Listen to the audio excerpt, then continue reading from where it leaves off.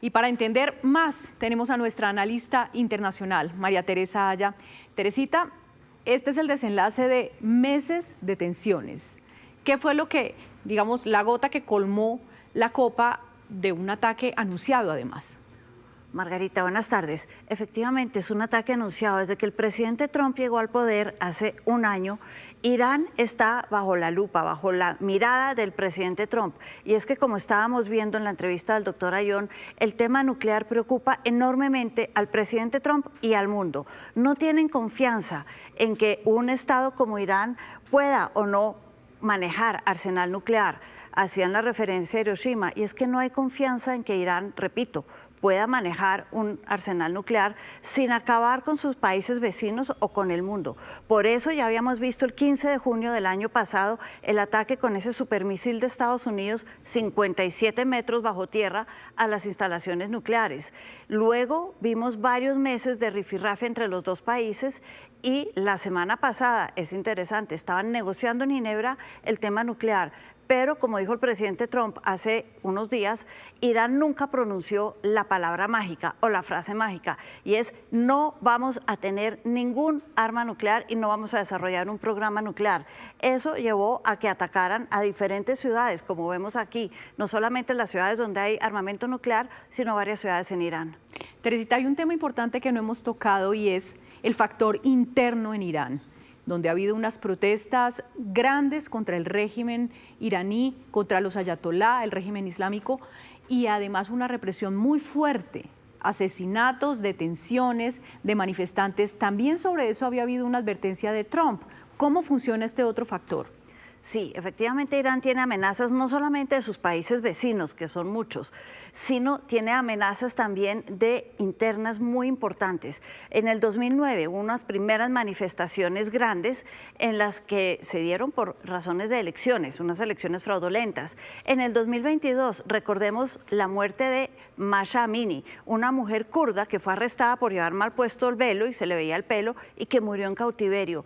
Y en el último mes vimos grandes protestas por el tema económico. Lo importante de las últimas protestas es que estas fueron las más grandes y las más masivas que ha habido en Irán desde que llegó al poder el régimen islamista en 1979.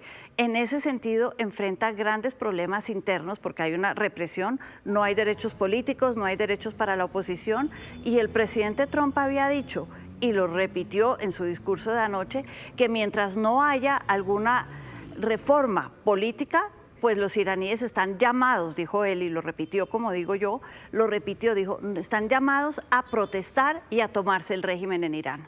Y finalmente, Teresita, veamos el papel de Trump, de Estados Unidos. Otra guerra sin autorización del Congreso, digamos una acción radical tomada en términos de una decisión de política exterior. Sí, según la ley americana y después de la guerra de Vietnam, para hacer la guerra el presidente tiene que pedir el consentimiento del Congreso. Pero en este caso, aquí hay dos cosas importantes que ha dicho el presidente Trump y que está jugándoselas en el Congreso. Uno, en su discurso de anoche dijo que ya le había avisado a los 8 líderes de los 8 comités importantes del Congreso sobre esto.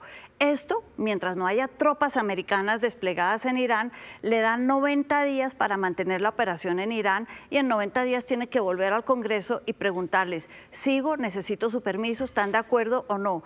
Y es que lo interesante, Margarita, es que él está legitimando todo esto en la defensa de los Estados Unidos, la defensa preventiva frente a un régimen que en 1979 declaró a Estados Unidos el gran Satanás, enemigo de Irán y que lo va a destruir. Frente a esa aniquilación, y ya ha atacado varios cuarteles, hoy vimos bases militares, son parte del eje del mal. Frente a esa declaración de Estados Unidos como un gran enemigo, la declaración del presidente Trump de que está actuando en defensa de los intereses de Estados Unidos le da cierta legitimidad, repito, mientras no haya tropas americanas en Irán, porque ahí estamos hablando de otro problema que tal vez no tiene tanta popularidad o legitimidad en Estados Unidos. Teresita, ¿y por qué hay un ataque? Y Teresita, vamos a continuar con el análisis para entender lo que está pasando en Medio Oriente, y nos conectamos en este momento con Junior Aguirre Gorgona, analista político internacional. Es escritor, máster en Derechos Humanos y profesor de Historia Hebrea y Política Global. Junior, buenas tardes en Costa Rica. Queremos preguntarle por qué este ataque conjunto contra Irán. ¿Qué amenaza supone Irán para Estados Unidos, para Israel y en materia nuclear?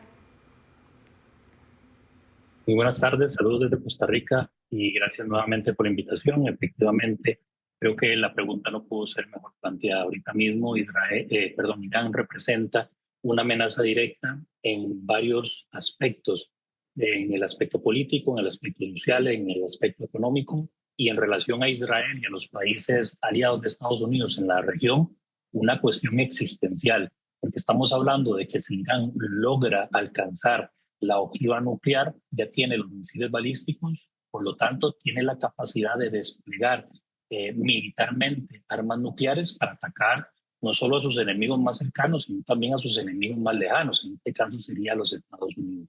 Irán representa el principal foco de desestabilización del Medio Oriente y por lo tanto, desde hace ya varios años, Estados Unidos, desde 2016 que Trump asumió el poder por primera vez, está en la tarea de realizar acciones en primer momento preventivas y en segundo momento militares con el objetivo de desestabilizar a los ayatolas que casi que desde los años 80 han venido insistiendo en la necesidad de alcanzar un arma nuclear para que sea la herramienta de disuasión para sus enemigos de la región.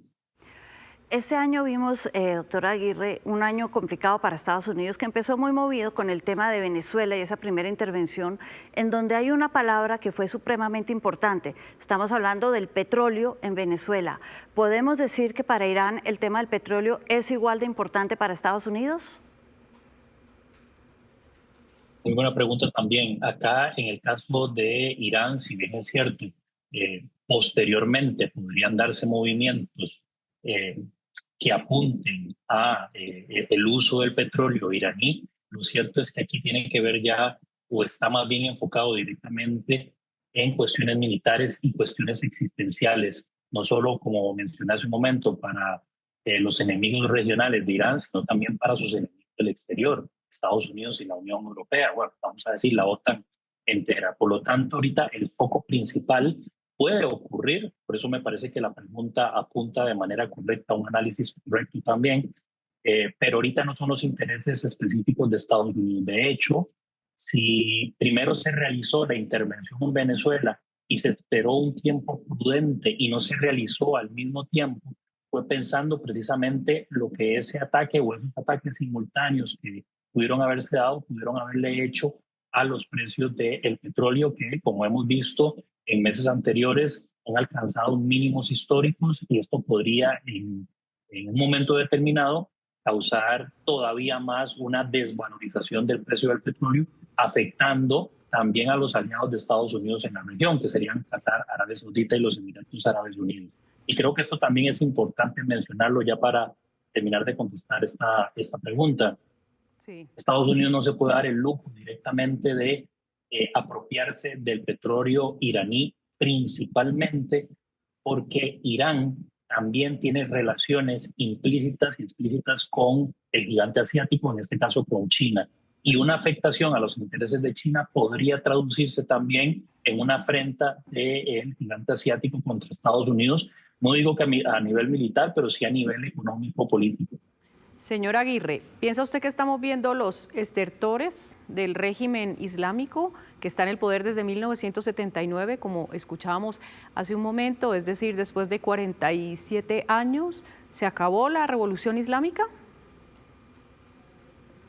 No va a ser tan fácil, pero sí me parece que es el preámbulo de una serie de acontecimientos que tienen que ocurrir para que efectivamente estemos en presencia del fin del régimen de los ayatolas, que ya se ha afincado al poder durante más de 40, 50 años desde que ocurrió la revolución en contra del Shah.